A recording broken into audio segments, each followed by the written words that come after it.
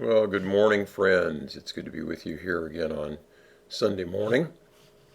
I'm going to have our usual Sunday morning spread here in a minute. We'll take a look at the cards, but also wanted to talk just a little bit about ritual in tarot or tarot rituals, that sort of thing. So, this is kind of a loaded word, and I did write a blog post about this. I've shared it in the description for the video here. Um, but because of sort of the popular ideas about tarot, it being, something of the occult and all of that kind of stuff, the when you use a phrase like uh, ritual, I think it conjures up images of like a Christopher Lee movie, or something like that for people. And there are folks, obviously, who use the tarot in their, you know, in their rites and in rituals and that kind of stuff. Um, but that's not what I'm talking about when I talk about ritual in tarot here. I'm talking about the sorts of things that we would do uh, before we begin to read, whether it's for ourselves or for other folks. The sorts of sort of the sequence of activities that we might do to kind of set up the best conditions for enjoying the reading. And for me, it's a lot like, and I mentioned this in the blog post, it's like if you were having friends over for dinner and you spend a little extra care setting the table and making it pretty, or if you're going to have a party or something like that, you would go to some lengths to decorate and all. Or athletes or performers that have some kind of pregame ritual that they do um, to bring out the best in themselves and in what they're doing. So these practices vary a lot. Really, in the essence of things, the only ritual you actually need for reading tarot is the shuffle and the deal. I mean, that's basically it. You got to do those two things. You got to shuffle because you want the cards in random order. And then obviously, if you don't deal them, you can't see them. So you got to do those two things. Anything else is really unnecessary. And in terms of physical environment, too, all you really need is a flat surface to lay the cards out on, and that's it. Uh, so that doesn't have to be anything fancy. But most of us who read find that it does help to do some other things to sort of set the conditions for a good reading. So I'm just going to describe what I do. I'm going to turn the camera to the table now and just show you real quick. So this is my tarot table. Um, this is the one that I leave set up. I also, will draw cards in other spots around the house or whatever from time to time. But it's very basic. It's just a table. I do have a cloth here that my wife gave me when I first started playing with the cards. It's got kind of Celtic imagery, and I think that that's pretty. So that kind of helps me set a mood. If you're going to use a cloth or a mat or something like that, it doesn't have to be fancy and it doesn't have to be especially for tarot. But I would say the major concern there is to make sure that it is a large enough surface so that if you're doing a larger spread like a Celtic cross or something like that, it will accommodate the cards. Early on, before my wife gave me this gift, I was using like a cloth napkin laid out on the table, and it would get a little bit crowded sometimes. So that's just a piece of advice. Okay, so also to set the environment, it's nice to have a quiet place to read, although, lots of readers do a great job at loud parties and reading, at a table at a pub or coffee shop or something like that. So it doesn't have to be silent. But I find that it helps to have, kind of a quiet place without a lot of distractions. Um, Also, a lot of readers will try to bring in some other elements to their space to make it a little bit more special. Um, for a lot of us, that is to include the four elements that reflect the suits on the cards. So I'm going to quick light a candle here. So that would be flame. fire, and element of fire, and that would be the suit of wands. We've got a bottle of water over here, the suit of cups. We've got a stone here representing the earth, suit of pentacles. And I'm going to light some incense too, the air, and the suit of swords. And again, some people have like all kinds of elaborate rules about this stuff. Some will include crystals and other things on their table as well, or images or statues of some sort or something like that. But to me, this just sets a nice mood, and it sort of gives my body a cue that, okay, it's tarot time now when these things are on the table. You know, I'm not like invoking the elements or trying to commune with spirits or anything like that. I always say that the only spirit I'm trying to commune with is my own, or the person that I'm reading for when I read tarot. But again, lots of people do lots of different things with this, but it's nice to bring in kind of a little bit of something that reminds you this is a special time. Again, just like you might have candles at the dinner table or something. Do you need to go to great lengths on these items? Like if you're doing it, do you need to use only beeswax candles, or is there a particular type of incense? I know people that go to great lengths to, oh, it's got to be naturally, locally sourced spring water, you know, or something along those lines. And I'm not that fussy. To me, these are just all kind of cues to me anyway, but if any of that stuff trips your trigger, go right ahead. And again, it's not necessary at all. It just kind of makes it more interesting and fun and kind of sets the mood. Okay, so we've got our space set, and I'm shuffling here, and I'm using an overhand shuffle. You can shuffle the cards however you want. The main thing is to get them good and mixed up so that you get a random draw. And then before I cut the cards, and everybody has got a kind of different way of doing this, I like to take just a moment and sort of get centered and get my mind calm. And the way I do that is I place the cards in my left hand, cover them with the right, and sort of take a few breaths. So I'm going to do that.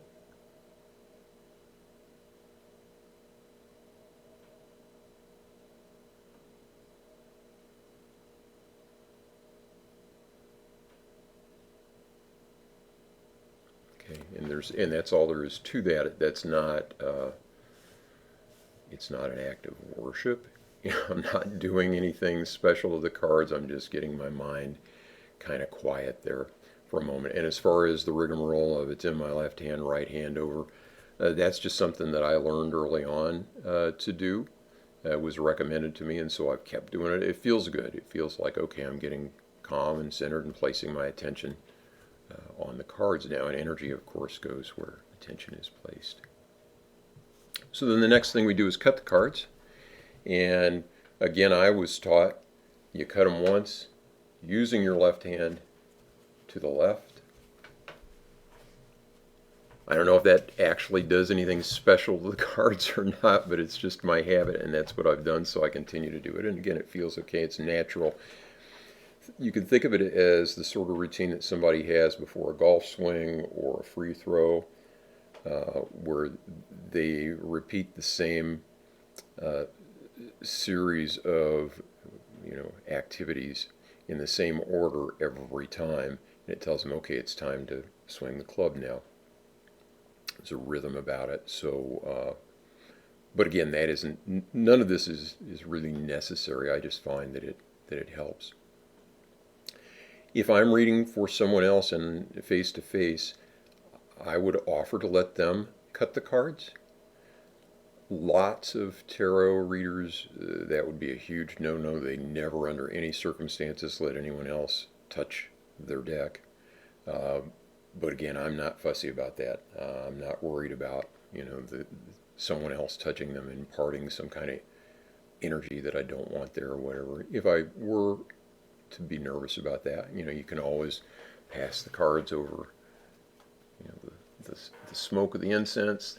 That's something a lot of people do, or sage, or something along those lines. But I don't worry too much about that. Okay, so the cards have been shuffled and cut, and now we're ready to deal. And that's sort of my pre-reading ritual, and that's all there is to it.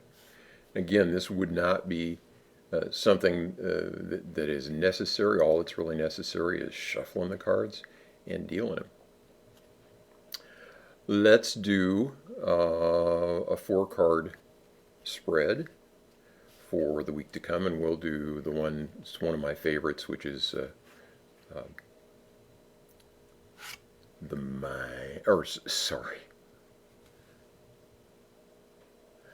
the body.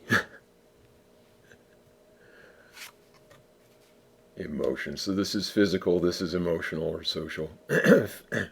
Physical, material, emotional, social. This is mental. And spiritual. Okay. Wands and Pentacles this morning, so that's interesting. So, 10 of Wands here. This is what my parents would have called a lazy man's load. It's when you're trying to carry everything at once, and you may drop some of it, and you might be better off to make 2 trips. Look at all these wands this person is carrying. This card also reminds me of bringing in the sheaves from the Psalms.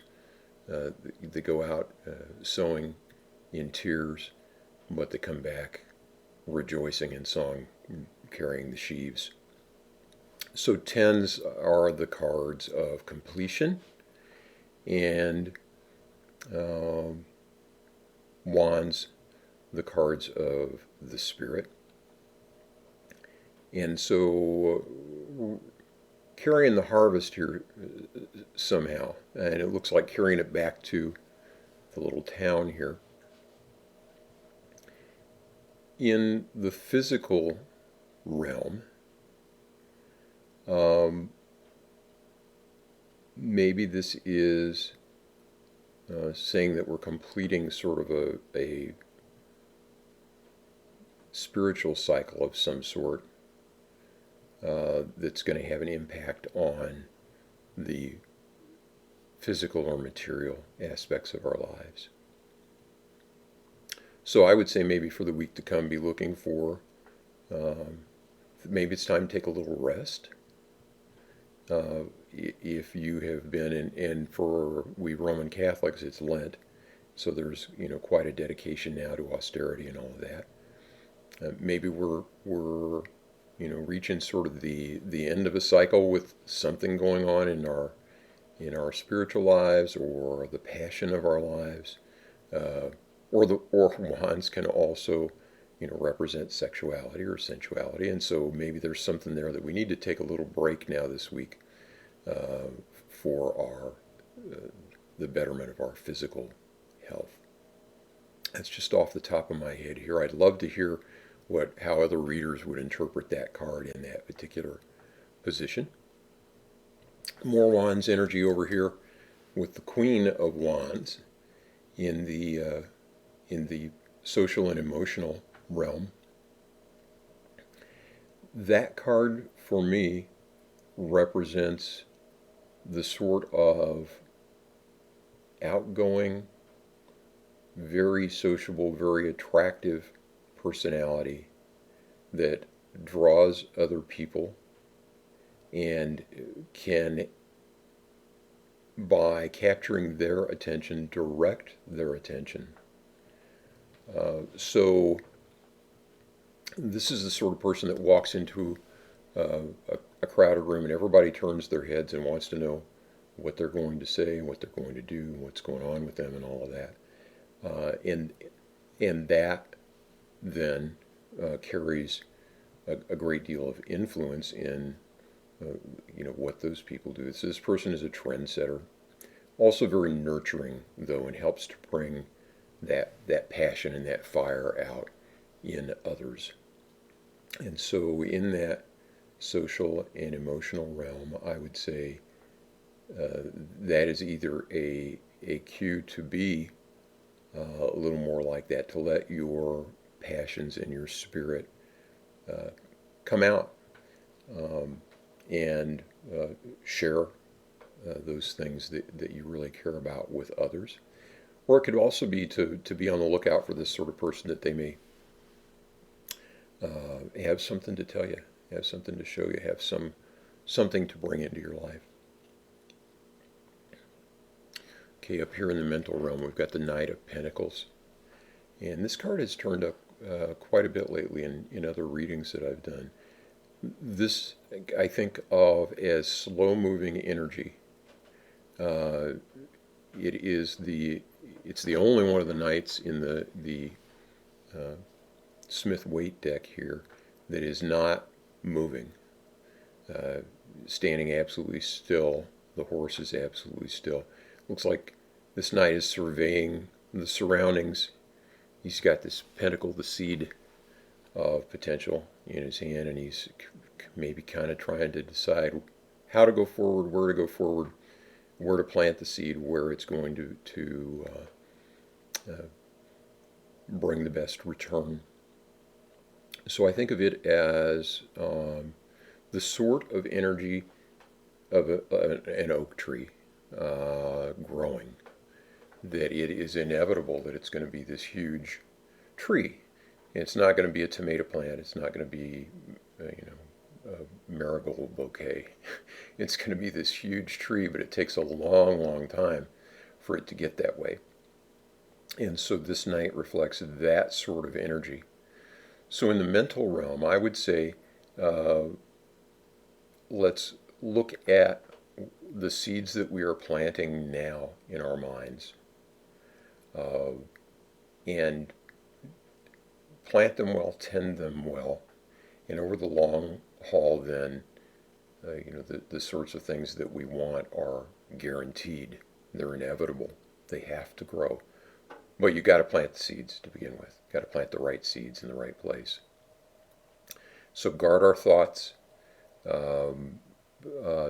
Try our best to not grip to negative states of mind. Try our best to express and to feel gratitude for the blessings in our lives.